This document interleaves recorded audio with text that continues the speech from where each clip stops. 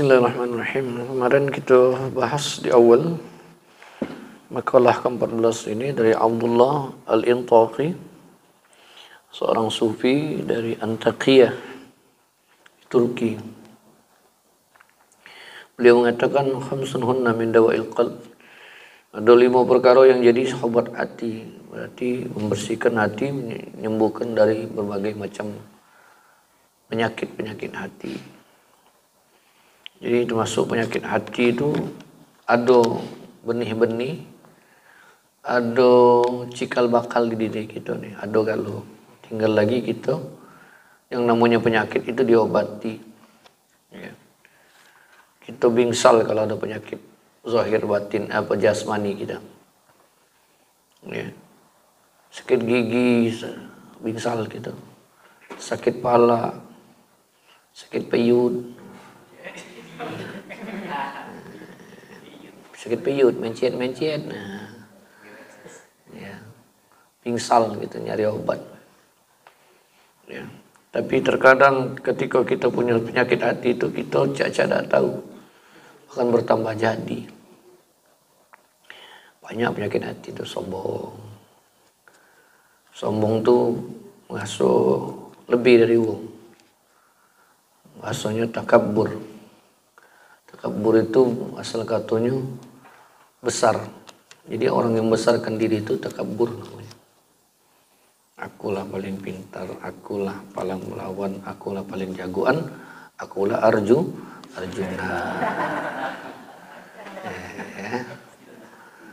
Arjuna yang mencari cinta. Walau wanita cintailah aku. Itu Arjuna uji Dewa 19. Sombong. Paling pintar, wes. Kamu tuh bengak kan, aku nih paling pintar. Sekampung ini aku paling alim ya. Kamu buyan galau. Sombong itu. Tapi seburuk-buruk sombong itu kata Nabi, at-takaburu, sombong itu adalah apa? Batarul haq wa ghamdun nas. Menolak kebenaran dan meremehkan manusia. Cik lah. Kamu tuh cik kalau sombong ya. Iri dengki, iri itu penyakit hati. Jika orang senang, yang mau dapat rahmat. Jadi orang hasad itu ingin, tidak senang orang itu mendapatkan rahmat dan dia ingin menghilangkan rahmat orang itu. Allah, jadi dia tuh setengahnya marah Allah tuh memberikan kebaikan sama orang itu dan dia berusaha menghilangkan kebaikan yang diberikan Allah. Itu buruk. Banyak penyakit itu disembuhkan dan penyakit-penyakit hati yang lainnya.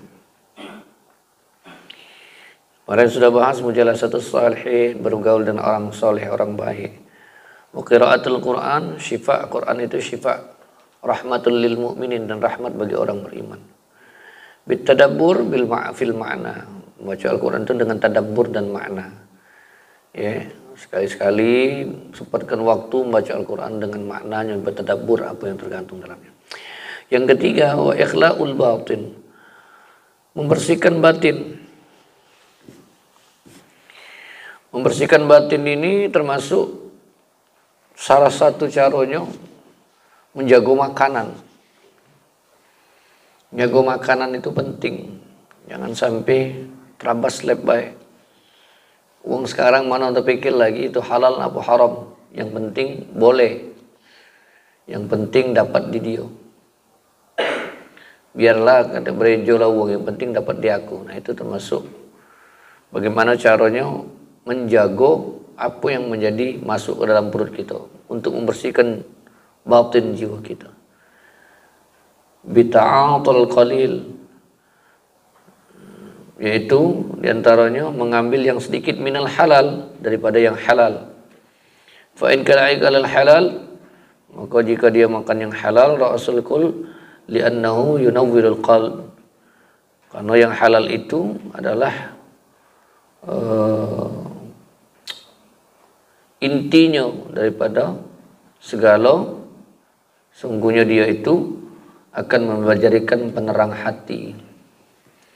Jadi rasakanlah makanan-makanan yang halal, jalan yang halal, menjaga sesuatu yang bukan hak kita untuk tidak mengambil dan memakannya, maka itu akan menjadikan hati kita terang.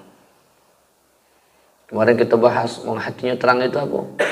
Senang mendengarkan nasihat, mudah meneteskan air mata karena takut dengan Allah, ringan untuk melakukan ketaatan. Kemudian apa? Wa qiyamul lail. Nah, ini bangun di waktu malam. Ai salatun nafilah ba'dal istaiqazu minan naum, yaitu salat sunat nafilah yang disunnahkan sesudah kita bangun daripada tidur. Usahakan kalau baca tahajud atau salat sunat di malam itu setiap hari. Ada baca Ustaz, capek. Kemarin begawi Ustaz, ngangkat karung 2 ton. Misal. Sekarang kamu kan banyak yang ngeluh capek. Banyak lah zamannya anak-anak sekarang, orang-orang muda tuh paling mudah ngeluh capek. Lesu. Paling mudah. Zaman-zaman sekarang nih. Padahal fasilitas lah ada loh. Kemana-mana mudah, katik motor Gojek aduh ya. Jalan tak perlu jauh. Nah sekarang nih banyak yang ngeluh capek, mudah lesu karena tidak terlatih, tangguh. Makanya zaman generasi dulu tuh tangguh. Sekarang nih kurang tangguh. Anak-anak muda zaman dulu, jangan Nabi, zaman perjuangan dulu, anak-anak muda itu yang pejuang-pejuang kita tuh muda-muda galau itu. Sebab pemuda tuh muda-muda. Budak-budak SMA, budak-budak kuliah. Cerdas-cerdas, terus apa namanya itu? Kreatif, terus kritis. Karena intinya kebersihan hati, kebulatan tekad untuk berjuang. Dulu, sekarang tidak. Banyak yang pengen jadi galau, tapi bengak. Tahu jadi Rocky Gerung tuh dungu, maksudkan diri. Sebenarnya nyingoknya itu mudah. Ketika ditanya apa dia kendak dia, kan bahasanya kendak. Kalau dia tidak baca, tidak berani depan wong rami, apa maksud tujuan dia nak jadi pemimpin itu termasuk kategori tidak bisa dipertanggungjawabkan sebagai pemimpin. Dia tidak bisa mempertanggungjawabkan apa kendak dia kaget untuk majukan rakyat. Qiyamul lail itu jangan jadi alasan. Makanya seandainya kita dalam sebuah mafhum hadis diterjemahkan oleh ahli-ahli hadis, termasuk dalam sebuah mafhum dalam kitab tafsir Ibnu Katsir, itu amalan-amalan yang istiqomah. Misalnya kamu biasa bangun malam, sehari tidak terbangun karena begitu capeknya.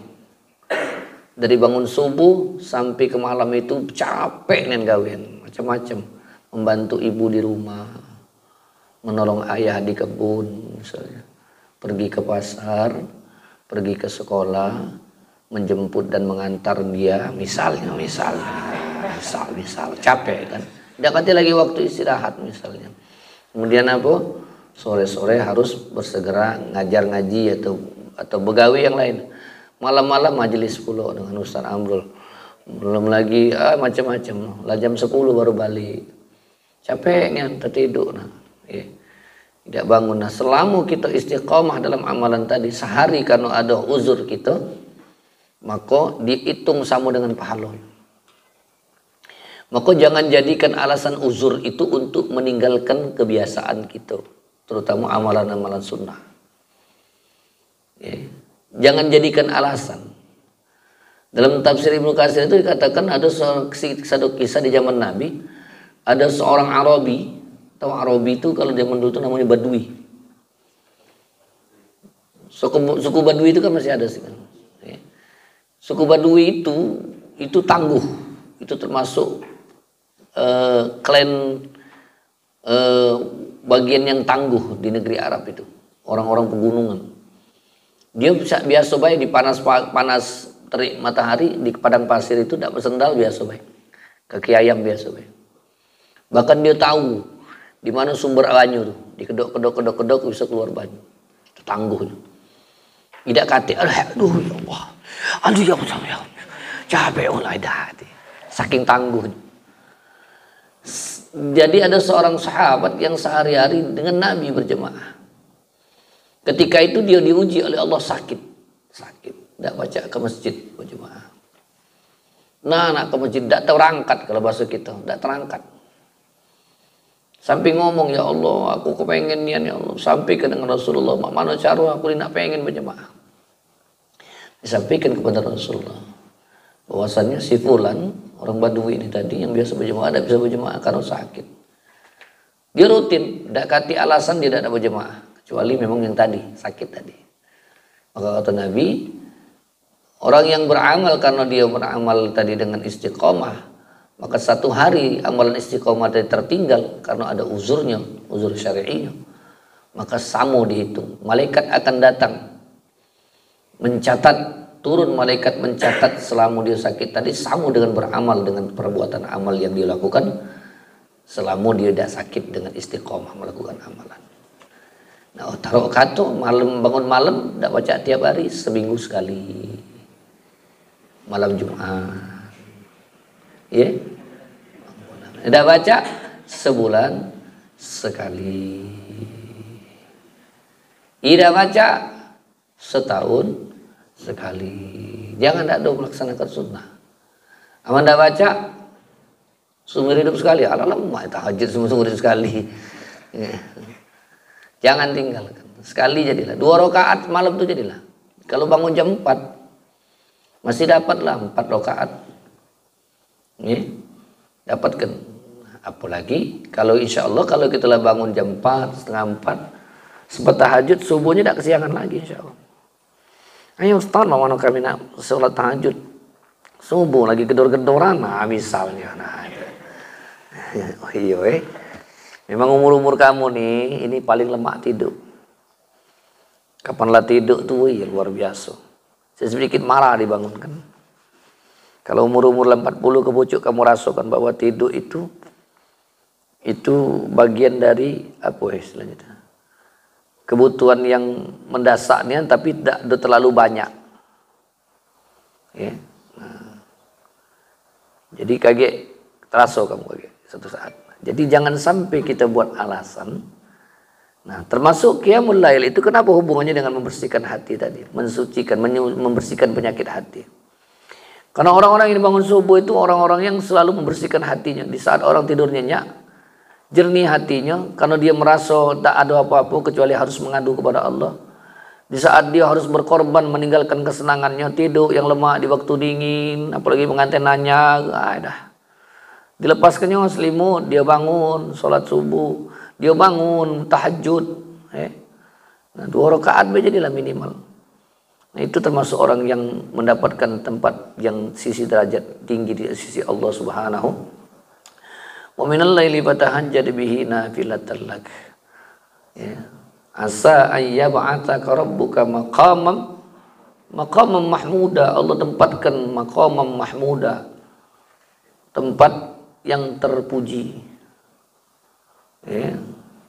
Wala yazidu zalimina illa khasara.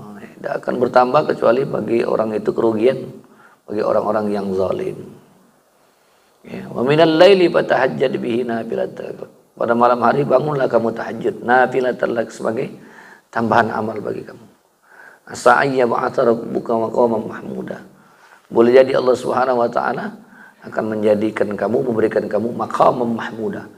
Maqam itu artinya tempat kedudukan. Misal kita mendapatkan kedudukan yang istimewa di hati Presiden Pak Anies Baswedan. Belum ya. Salah. Amin. Misal dia lah jadi kaget, ditempatkan tempat yang istimewa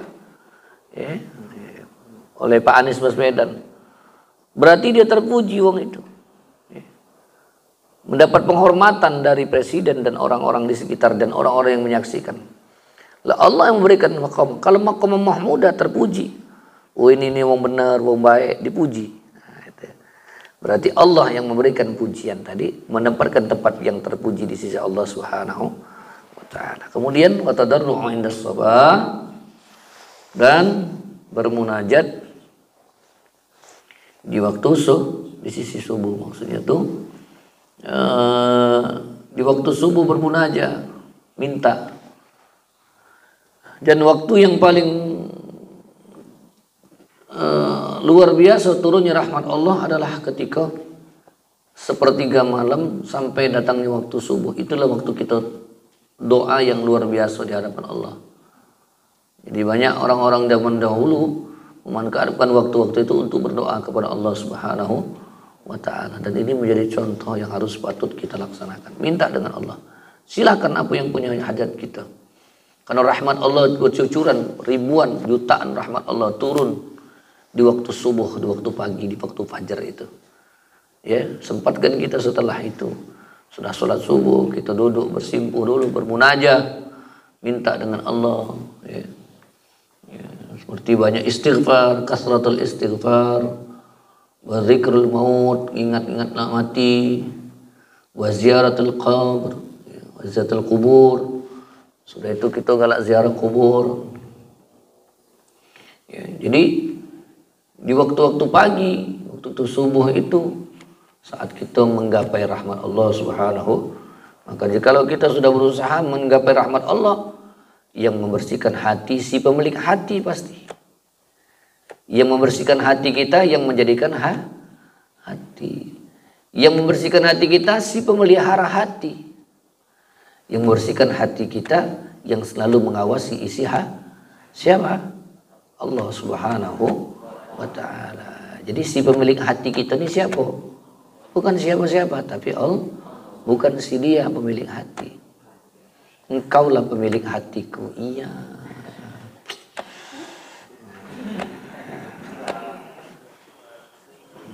Cuak. Emang boleh. Ya, paham ya? Nah, itulah sedikit bahasan kita. Wallahu a'lam.